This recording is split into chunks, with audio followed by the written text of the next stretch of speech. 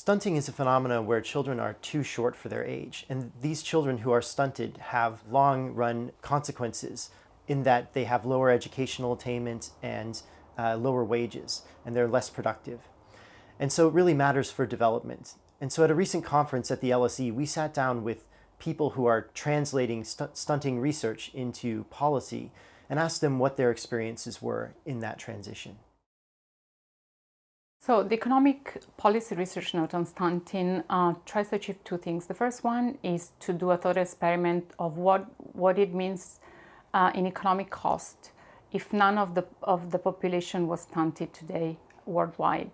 And we estimate the cost to be about 7% of GDP, with percentages of 9 to 10% in Sub-Saharan Africa and South Asia.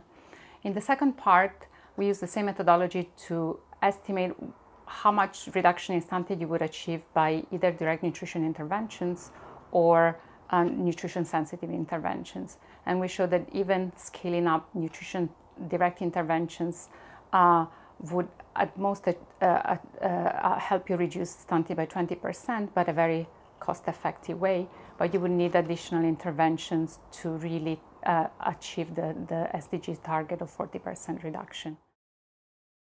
So the importance of translating research into policy cannot be underestimated. I work for Save the Children UK and the Scaling Up Nutrition Civil Society Network, which comprises 39 country coalitions. We rely on local, credible information and data in order to make policy recommendations that are relevant in the context within which we work.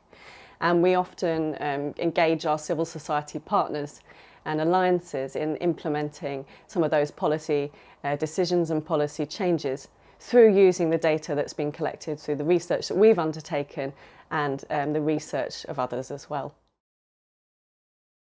So at this conference, we've presented research looking at the kinds of things that differentiate between high and low stunting burden, high and low stunting districts in India.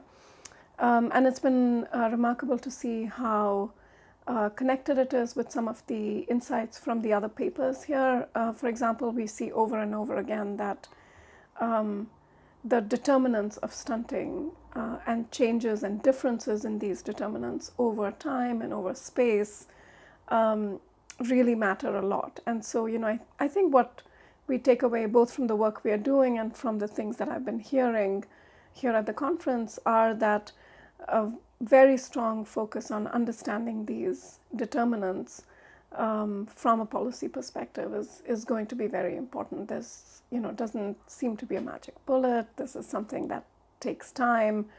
And we need to figure out how we tackle these determinants in ways that accelerate progress.